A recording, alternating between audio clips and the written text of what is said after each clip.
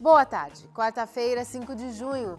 No Nesp Notícias de hoje, vamos falar da inclusão de pessoas com deficiência no sistema de ensino. Quem conversa com a gente é a professora da Unesp, Eliana Zanata. E ainda... saiba como funciona o sistema Braille. E no Dia Mundial do Meio Ambiente, vamos conhecer uma cidade que preserva a natureza, Botucatu.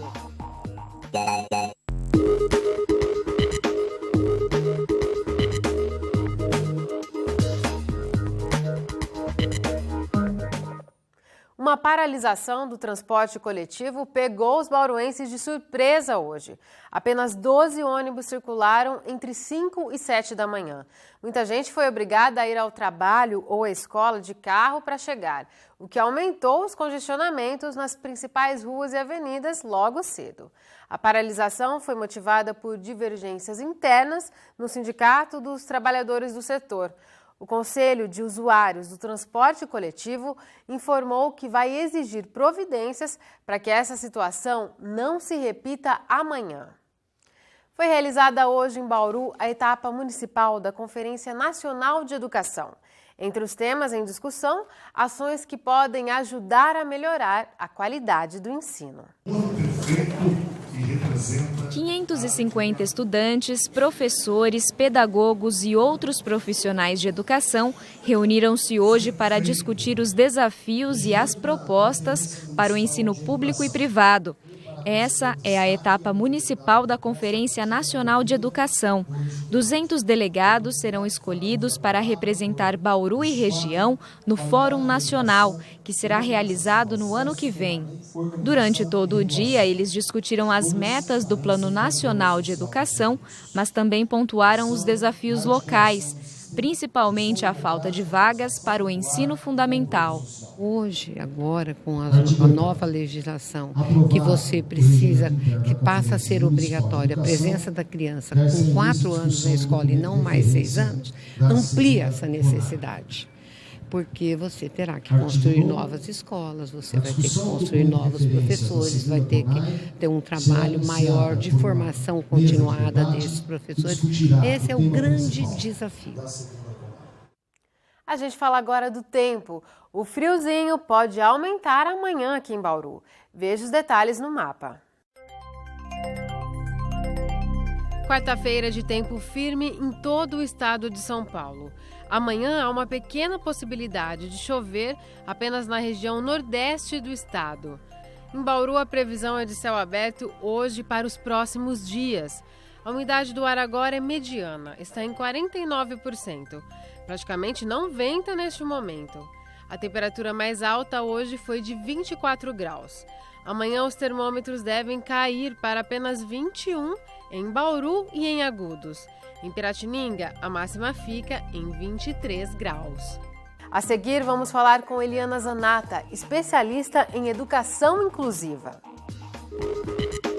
Conheça o sistema Braille, que ajuda deficientes visuais a ler e escrever.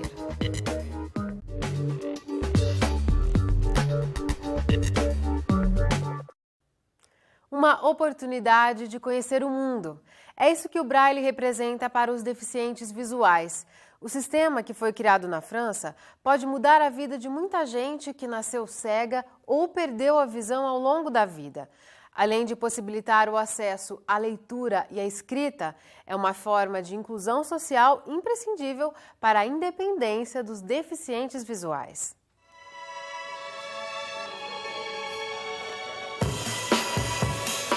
Sem dificuldades, a Marisa escolhe um livro nas prateleiras da Sala de Acessibilidade da Biblioteca Municipal de Bauru. E com cuidado, vai desvendando os mistérios do livro que lê, com as mãos. Ela perdeu a visão há 11 anos e teve que aprender de novo a ler.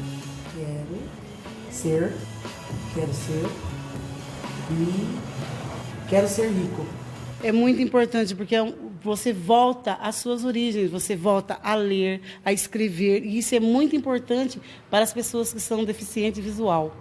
Elas têm que aprender que o Braille é o novo método que elas têm que empregar agora na sua vida, que é o aprender o Braille e saber o que está escrito nos livros e fazer uma leitura boa. Aprender o Braille também envolve um processo de alfabetização como em qualquer outra língua. Aqui, no Lar Santa Luzia, por exemplo, deficientes visuais, por meio das aulas de escrita e leitura, recuperam o poder de enxergar o mundo com as próprias mãos. A Marisa faz parte dessa turma. Desde que perderam a visão, eles exploram outros sentidos para voltar a ler e a escrever. O Braille surgiu na França no século XIX. Escrever e ler nesse sistema dependem do tato e da memória, da noção de esquerda e de direita e superior e inferior. Essa madeira com a régua em alumínio é um modelo de reglete. O papel em branco, que precisa ser mais grosso que o comum, é encaixado no instrumento só com o poder do tato. E com esse outro objeto, o pulsão, é só fazer os furos. A régua tem o espaço para fazer esses furos, as celas. A escrita é da direita para a esquerda. Muita concentração e silêncio são necessários para combinar os furos. Cada letra tem uma quantidade de furinhos. A combinação gera as palavras, as frases e pouco tempo depois, talvez nem tão pouco assim, a folha está completa. Tem algumas pessoas que acham que é difícil, que acham que é, né, coisa de outro mundo, mas não é. A partir do momento que você aprende, você codificou aquilo se torna automático para você. É a mesma coisa de você olhar, né, bate o olho lá e já está... E faz a leitura. O Braille é a mesma coisa. Você olha, bateu o olho nos pontos, você já decodificou a palavra e já está lendo. Da direita para a esquerda. A alfabetização dos cegos, como a das crianças, é feita com objetos. Eles ajudam a sentir e a identificar o relevo e o desenho de cada letra. As celas. Se eles escrevem da direita para a esquerda, a leitura é ao contrário, da esquerda para a direita. Os jovens não têm segurança. Eu pego livros emprestados aqui na escola, leio, depois eu trago de volta. Eu tenho textos tirados do livro daqui que já eu passei no computador. Então essas coisas são muito gratificantes. 20 anos eu fiquei sem escrever. Eu comecei a escrever faz 6 anos, faz que eu estou escrevendo, faz que eu estou na escola, faz 6 anos que eu comecei a escrever. Agora eu posso pegar um livro de Braille para ler, eu posso ler algumas coisas, algumas identificações do banco. Então, quer dizer, mudou muito a minha vida com o Braille. Me trouxe uma independência, o Braille. Eu não necessito de muitas pessoas para ler. Eu mesmo faço as minhas coisas, eu mesmo escrevo, eu mesmo leio, porque não é sempre que você tem alguém que possa estar o tempo todo a seu lado lendo para você. Então, eu acho que traz um benefício muito grande, porque a sua própria independência mesmo, no sentido de ser alfabetizado. Porque, de repente, quando você perde a visão e você não consegue mais ler, você se sente... É como se você tivesse voltado para trás, fosse um analfabeto. E a partir do momento que você adquire tudo aquilo de novo que você já tinha, então você se sente mais livre, mais independente para você fazer as suas próprias mesmo, em questão de leitura, de escrita, você fazer sem depender de outra pessoa. São alunos aplicados, têm independência e levam uma vida normal. Mas tem uma tarefa que não depende só deles, e sim de toda a sociedade. Nós temos que ver que nós, deficientes, somos diferentes, mas somos pessoas normais. Nós só queremos ter o direito nosso ao sol. Podemos ler, estudar, passear, viajar, podemos fazer tudo sem o preconceito, que é o preconceito que mais nos deixa assim triste, porque as pessoas acham que nós somos incapazes, mas o deficiente é capaz, desde que você o ensine como uma pessoa normal, ela pode fazer a mesma coisa que uma pessoa vidente.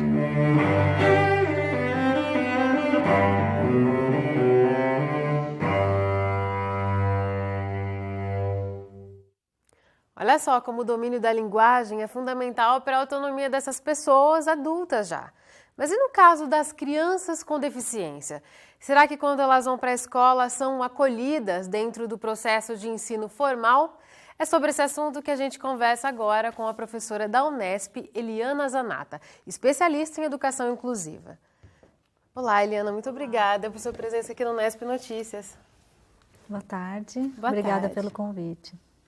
Eliana, então, e as crianças? Quando elas chegam à escola, elas são recebidas com uma estrutura, por um especialista naquele tipo de deficiência que ela apresenta, no caso da deficiência visual, por exemplo? Então, tanto nas escolas municipais como estaduais, as prefeituras e os governos de estado têm já uma política pública em torno do acolhimento dessas crianças, certo? Então, eles já são encaminhados também para um atendimento paralelo nas salas de recursos, sejam elas multifuncionais ou a sala de recurso específica para deficiência visual, no caso. O professor da classe comum, ele recebe, ou pelo menos deveria receber num primeiro momento, uma orientação vinda por parte do especialista em educação especial que atua nesse serviço. Mas, por exemplo, aprender a linguagem, o braille, a criança vai aprender isso na escola ou não? Tem que ser uma instituição fora, como nós mostramos. Isso. No caso das crianças, principalmente no caso da alfabetização, as crianças em tenra idade, o responsável pelo aprendizado, pelo ensino do braille, do sistema braille, é o professor da sala de recursos. É lá que ela vai se familiarizar e aprender a decodificar a língua portuguesa e passar para o sistema braille. Tá, mas é o especialista que faz isso, não é o professor da classe comum. Mas todas as escolas contam com essa sala de recursos e esse especialista? Na maioria das vezes, nós temos uma sala de recursos que fica alocada em uma determinada escola. E os alunos que necessitam desse atendimento, ainda que matriculados em escolas do entorno, eles vão até a sala de recurso no contraturno, no período inverso a que ele está no ensino comum. Tá? Então não seria necessário que todas tivessem? Que todas tivessem isso, porque depende também da demanda, do número de alunos que você tem matriculado naquela determinada região. E Eliana, em que casos é necessário que o auxiliar fique dentro da sala de aula com o professor comum para dar suporte a esse aluno com deficiência? Certo. Nós temos algumas possibilidades, tá? Você pode ter a presença de um auxiliar de classe ou de um professor que trabalhe junto. Quando a questão do auxiliar de classe, na maioria das vezes é para cuidados. Imagine uma criança ou um adolescente que tenha, por exemplo, uma dificuldade motora e de locomoção muito acentuada e que dependa do auxílio para alimentação, para ir ao banheiro. Então, ele tem um cuidador, um auxiliar. Quando eu falo em processo de aprendizado dessa criança em si, aí, na verdade, a presença que seria mais interessante seria de um professor especialista trabalhando em sistema cooperativo com o professor da classe comum. Então, ele não fica o tempo todo, mas durante a semana, em alguns momentos, ele atua junto com o professor comum na sala de aula e promove um ambiente de aprendizagem que seja favorável não só para o aluno com deficiência que está incluído, mas para todos os alunos daquela sala de aula. Essa é uma modalidade ainda pouco utilizada no nosso sistema de ensino, mas ela existe também. No caso da deficiência visual, a criança que necessita se comunicar com o braille, né? Uhum. O material tem que ser adaptado para essa criança anteriormente à aula, o conteúdo daquela disciplina já tem que estar escrito em braille para ela? Então, no programa do livro didático, boa parte das escolas, quando fazem a seleção do livro, já indica que você tem um aluno com deficiência visual e que vai precisar do braille. Então, esse livro já é enviado para a escola todo em braille. Quando do dia a dia da escola, por exemplo, o professor fez uma atividade diferenciada que foge do padrão do livro didático, né? Como que aquele aluno vai ter acesso? É aí que entra o papel do professor da sala de recursos. Ele pode levar esse material pós-aula ou pré-aula para a sala de recursos, tá? Em que o professor vai dar o apoio para que ele se aproprie daquele determinada atividade, conteúdo, texto, seja lá o que for. E também na questão de avaliação. Vamos dizer que o professor da classe comum propôs para um aluno do ciclo 2 do fundamental, 7º ano, 8º ano, uma prova escrita. Ele faz a prova escrita dele em braille. E o professor da sala de recursos faz a transcrição para a língua portuguesa para que o professor possa fazer a correção dessa prova. É também uma das atividades que o aluno tem acesso enquanto suporte para que ele frequente a escola comum e tenha um bom aproveitamento.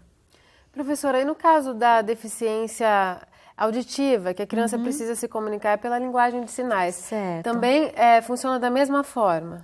Sim, a criança que tem surdez, né, e que frequenta a classe comum e utiliza da língua de sinais como língua materna, como língua de comunicação, atualmente a rede estadual de ensino providencia um interlocutor. É assim chamado a presença dessa pessoa, né? Então, é alguém que vai fazer a interlocução entre a língua portuguesa oral e a língua de sinais, que é visual. Então, nesse caso, o interlocutor fica presente o tempo todo? O tempo todo na sala, com a criança que tem a surdez. Crianças que têm deficiência auditiva e que não usam a língua de sinais, mas usam aparelho de amplificação sonora, sistema FM, que é um pouco mais, tem uma tecnologia um pouco mais avançada, nesses casos não tem um acompanhante ou um suporte dentro de sala específico para ela. Certo, professora, muito obrigada por suas informações. Ok, obrigada a você. Depois do intervalo, o Nesp Notícias fala sobre meio ambiente. Voltamos já.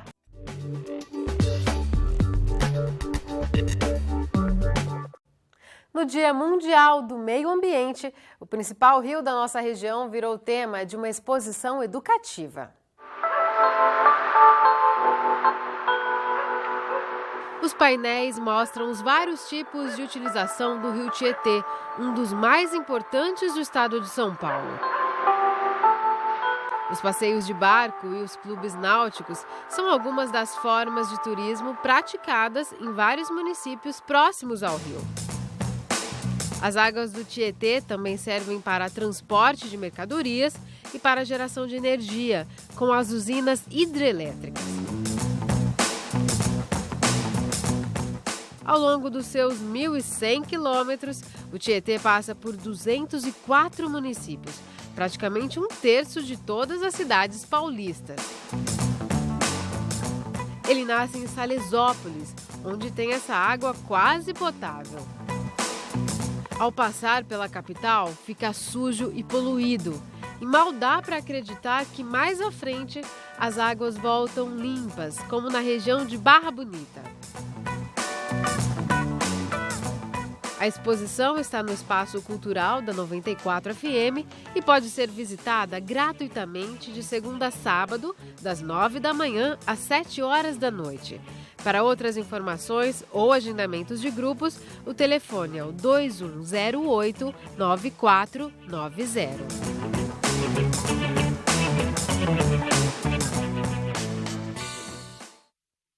E vão até sábado as atividades da Semana Municipal do Meio Ambiente.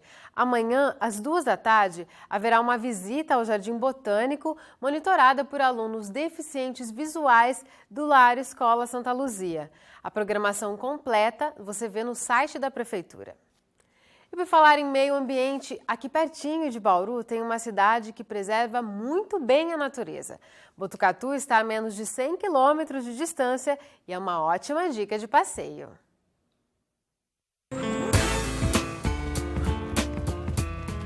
As imponentes torres marcam a constante presença da Igreja Católica no interior paulista.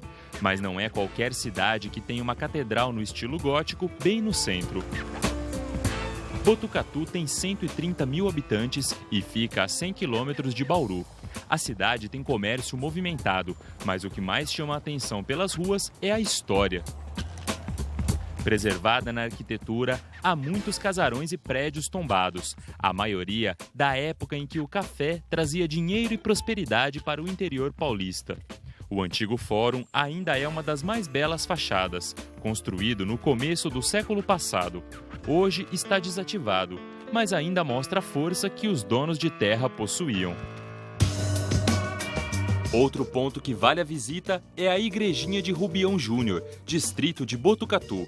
Foi construída no ponto mais alto do município, a 858 metros de altitude.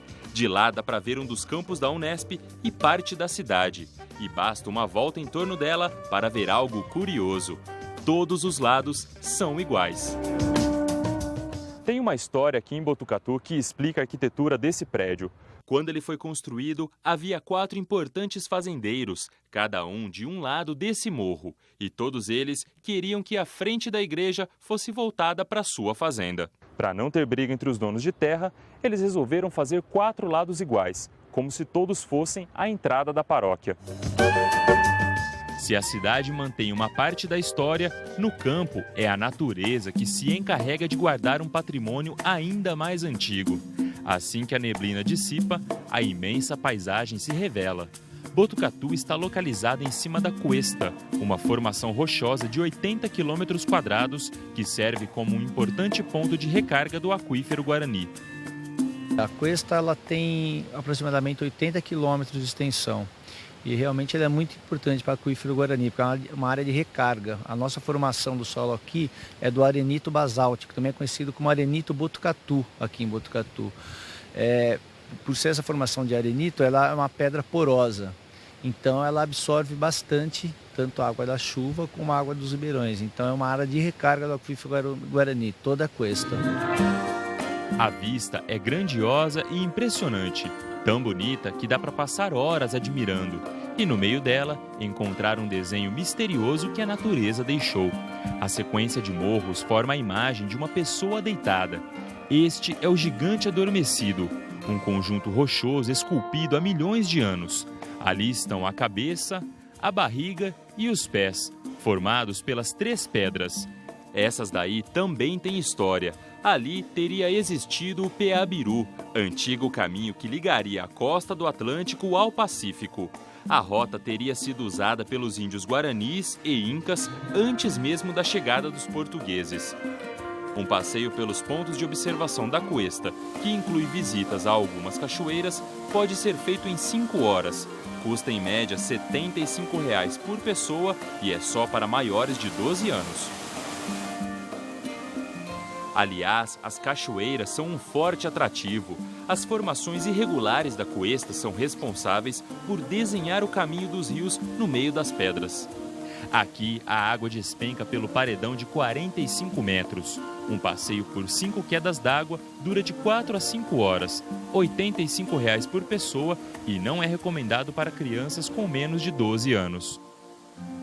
Também dá para se divertir de graça. O véu de noiva tem 12 metros de altura, uma parede de 30 metros de largura. A área é mantida pela prefeitura. É só chegar, se divertir e manter o local limpo. Apesar de tantas belezas, Botucatu ainda aguarda ser mais reconhecida como destino turístico.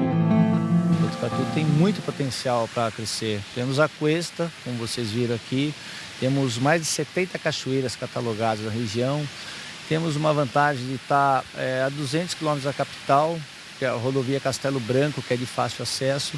Então a gente tem bastante potencial para crescer no turismo, sim. O que falta para crescer o turismo em Botucatu é o que já está acontecendo, um incentivo público da Prefeitura de Botucatu e incentivo privado também, entendeu? Então acho que assim, tanto as empresas como o pessoal de Botucatu, o povo de Botucatu tem que acreditar na cidade. Entendeu? Valorizar o lugar que mora e saber que tem condições de ganhar muito dinheiro com o turismo. Então eu acho que é isso que está precisando. Botucatu é uma terra cheia de histórias para contar, esperando turistas que queiram conhecer a natureza da região central do estado.